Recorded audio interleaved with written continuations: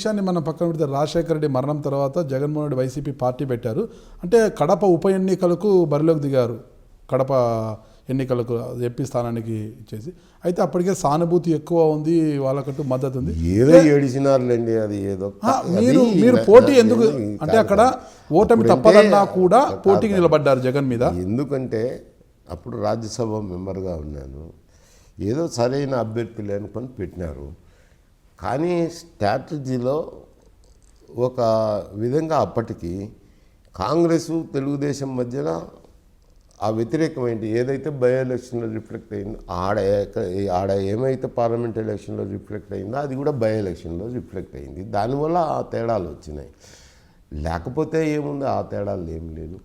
అంటే మీ కుమారుడితో సమానమైన జగన్మోహన్ రెడ్డిపై మీరు ఓటమి చెందడం వల్ల మీరేం ఫీల్ కాలేదు? ఆయన రాజశేఖర రెడ్డి కుమారులే, నాకేం సంబంధం. నా కుమారుడు రఘు కార్తీక్. ఎవరైనా కూడా మీ కుమారుడి వయసుతో సమానం రాజశేఖర రెడ్డి కుమారుడైనా మేమైనా ఎవరైనా కూడా అంటే అతనితో ఓటమి చెందారు కదా, అప్పుడు మీరు ఎలా ఫీల్ అయ్యారు? అంటే ఒక చిన్న ఏముంటుంది రాజకీయాల్లో, ఓటమి గెలుపుకు మేము అంత ప్రాధాన్యతనియము. పొద్దున్నే లేచి మళ్ళీ తిరుగుతుంటాము. ఇప్పుడు పెడతాము, ఎన్నికల్లో తిరుగుతాము, కష్టపడతాము, ఓడిపోతాము. ఓడిపోయినా 14 లేచి తిరుగుతాం, గెలిచినా 14 లేచి తిరుగుతుంటాం. ఏం తేడా మాకు కనపడుతుంది? అంటే ఈ గెలుపోటములకు సంబంధించి మీరు వైసీపీలో ఉన్నప్పుడు ఎప్పుడైనా చర్చ వచ్చిందా మీకు జగన్కి? ఏం పనింది? ఏందా గబ్బు అంతా? ఆయన గబ్బేనా? ఏం పంచాంగం లేదా? ఏందో చరిత్ర లేని దానికి పట్టుకొని ఊగులాడుకోవడం. అంటే కాదన్నా, అప్పుడు నా మీద పోటీ చేసావు కదన్నా. ఏదో గబ్బు. ఆ గబ్బు ఎందుకు?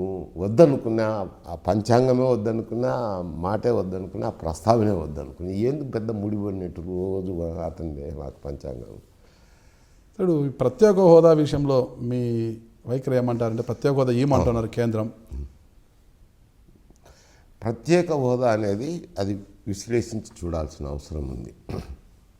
ఇందులో 3 ప్లేయర్లు ఉంటారు. ఒకటేమో కేంద్ర ప్రభుత్వం, రెండేమో రాష్ట్ర ప్రభుత్వం. రాష్ట్ర ప్రభుత్వంతో కూడా పొలిటికల్ పార్టీ ఇన్వాల్వ్ అవుతుంది కదా, డెఫినెట్గా ఉంటాయి కదా. 3 ఏమో ప్రజలు.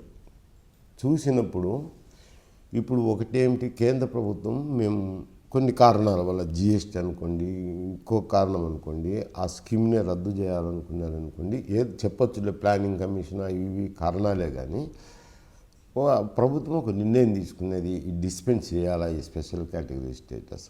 ఎందుకంటే జిఎస్టీలో ట్యాక్స్ ఎగ్జంప్షన్స్ ఉండవు, జిఎస్టీ వచ్చినాక ట్యాక్స్.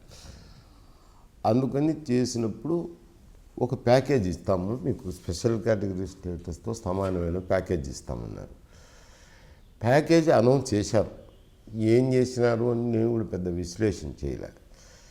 చేసినప్పుడు అందులో కొన్ని స్కీములు తీసుకున్నప్పుడు కేంద్ర ప్రభుత్వం నుంచి 60% నిధులు ఇచ్చే కొన్ని స్కీములు ఉన్నాయి, కొన్ని 40% ఇచ్చేటి ఉన్నాయి, కొన్ని 70% నిధులు కేంద్ర ప్రభుత్వం ఇస్తారు, కొన్ని 30% ఇస్తారు. కొన్ని స్కీములు 80% ఇస్తారు, కొన్ని స్కీములు 20% ఇస్తారు. ఇచ్చినప్పుడు 40% ఇప్పుడు ఏదైతే అన్నీ 90% చేసినారో, 90% చేసినప్పుడు 40% స్టేట్ గవర్నమెంట్ పెట్టాల్సిన, ఆంధ్రప్రదేశ్ ప్రభుత్వం పెట్టాల్సిన నిధులు పెట్టకుండా 30% ఆంధ్రప్రదేశ్ సేవ్ చేసుకుంటుంది. 70%లో 20% చేసుకుంటారు, 80%లో 10% చేసుకుంటారు.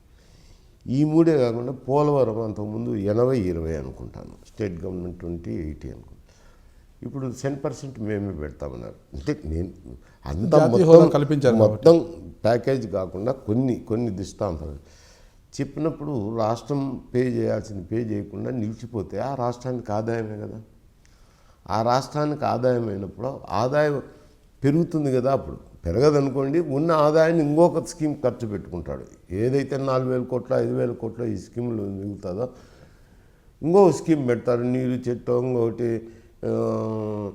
పప్పులు బొరుగులో ఏ ఒకటి స్కీములు రకరకాల ప్రజలకు ఆకర్షించే స్కీములు పెట్టుకుంటారు. అప్పుడు ఎవరికి బెనిఫిట్ వస్తుంది? అధికారంలో ఉన్నవానికే బెనిఫిట్ వస్తుంది. ప్రతిపక్షాలకి ఏం బెనిఫిట్ వస్తుంది? ఏమి రాదు. ఏదైతే ఆదాయం మిగులుతా పోతుందో అది ఇతర స్కీముల మీద ఖర్చు పెట్టుకున్నప్పుడు అధికార పక్షం బలపడుతుంది, ప్రతిపక్షాలు బలహీనపడతాయి. కానీ ఆలోచన చేసుకోవాల్సింది, విచక్షణ చేసుకోవాల్సింది అన్ని బ్రాడ్గా ఆలోచన చేసుకుని రాష్ట్రాన్ని ఆలోచన చేసుకోవాలా. ప్రజలకు ఏమైంది? అది 60-40 స్కీమా, 70-30 స్కీమా, 80-20 స్కీమా వానికి సంబంధం లేదు. అది స్కీమ్ వానికి వస్తుంది. దాంట్లో రాష్ట్ర నిధులు ఎంత, కేంద్రం నిధులు ఎంత ఆలోచన రాని బెనిఫిట్లు ఏమో అనుకున్నాయి. ప్రజలకైతే ఇది స్పెషల్ కేటగిరీ స్టేటస్ సంబంధం లేదు, ప్యాకేజా సంబంధం లేని సమస్య. ఇంకా పొలిటికల్గా ఆలోచన చేసిన కేంద్ర ప్రభుత్వానికి ఏదో ఒక స్కీమ్ డిస్పెన్స్ చేయాలనుకున్నాం, ఏదో ప్యాకేజ్ ఇస్తున్నామని వాళ్ళు చేతులు దులుపుకోవాలనుకున్నారు. అది వారికి సంబంధం. రాష్ట్రానికి వచ్చేతలకి నిధులు వనకూరేతలకి అక్కడున్న పార్టీకి బెనిఫిట్ అవుతుంది.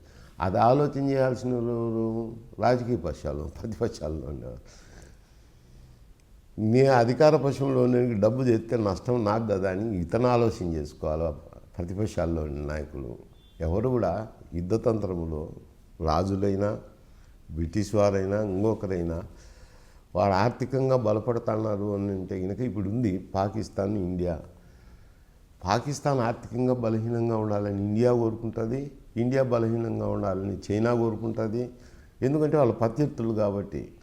అది ఆ విఘ్నత, ఆ రాజకీయ పరిపాలన దశత వారికి కలగాలి. నేను చెప్పేది కాదు. కొన్ని ఉన్నాయి. ఏమిటి అంటే ప్రజలకు సంబంధించిన స్పెషల్ కేటగిరీ స్టేట్లో అయితే ట్యాక్స్ ఎగ్జామ్షన్స్ వస్తాయి, ట్యాక్స్ ఎగ్జామ్షన్ ఇండస్ట్రీస్ వస్తాయని. ఏం ఇండస్ట్రీసు? 50 లక్షలు పెట్టుబడి పెడే ఇండస్ట్రీసు. ఇప్పుడు 50 లక్షలు పెట్టుబడి పెట్టే ఇండస్ట్రీకి ట్యాక్స్ ఎగ్జామ్షన్ ఇచ్చే ఎంత, ఇవ్వకపోతే ఎంత, అవి ఏముంటాయి? కూలి పనులు ఉంటాయి దాంట్లో. పెద్ద ఉద్యోగాలు వచ్చేటి ఏమన్నా. అది ఏందో మాట్లాడేది. ప్రజలకు ఏముంటుంది? ఏదో అప్పుడు డివిజన్ అప్పుడు స్పీచ్లు ఇచ్చినప్పుడు స్పెషల్ కేటగిరీ స్టేటస్ అంటే ఇదేదో ఊడి పడుతుందని అందరూ అనుకున్నారు. ఈ పోరియా ఉంది, ఆ థింకింగ్ ఉంది, ఇమాజినేషన్. థింకింగ్ కాదు, ఇమాజినేషన్స్ ఉన్నాయి. వాళ్ళు మాట్లాడుతున్నారు కాబట్టి వీళ్ళు మాట్లాడుతున్నారు. అల్టిమేట్గా ఇవన్నీ విశ్లేషణ చేసుకుంటే కనుక ప్రతిపక్షాలకు నష్టం, అధికార పక్షానికి లాభం జరుగుతుంది. అంతకంటే మొత్తం మీద ప్రజలకు ప్రయోజనం కలగాలంటే ఏం చేయాలంటారు? ప్రత్యేక హోదానా, ప్యాకేజ్ అంటారా? అది ప్రజలకు మేలు వరకు వచ్చేటప్పటికి హోదా అయినా ఒకటే, ప్యాకేజ్ అయినా ఒకటే. రాష్ట్రం ఇప్పుడు ఏ రాష్ట్రంలో కోరుకుంటుండేది ఏమిటి? ఆదాయ వనరులు కావాలనేది. డబ్బు ఏ విధంగానో ప్రత్యేక హోదా ద్వారానో ప్యాకేజ్ ద్వారానో ఏది వచ్చినా డబ్బు వచ్చినట్టే కదా. సేవ్ అయిన డబ్బే అయినా సేవ్ అయిన డబ్బే, నేను ప్యాకేజీలో వచ్చిన డబ్బు అయినా డబ్బే. వచ్చినప్పుడు రాష్ట్రానికి నిధులు ఎక్కువ చేసినప్పుడు కొన్ని కార్యక్రమాలు చేసేదానికి అవకాశం ఉంది. అది ఏం చేస్తుందో ఆ ప్రభుత్వం అనేది నేను చెప్పలేను కదా.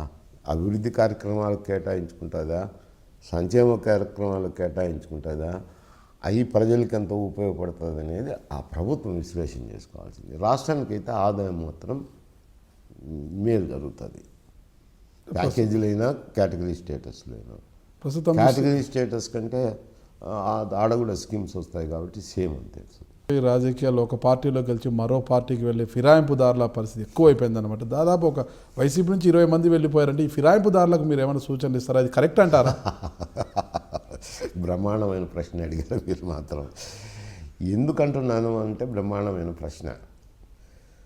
ఒక పార్టీలో గెలిచి ఇంకొక పార్టీలో ఇవ్వడం మంచిదా సాంప్రదాయం అన్నప్పుడు, సాంప్రదాయాల గురించి ఆలోచన చేసే ముందు జరిగిన సంఘటనలు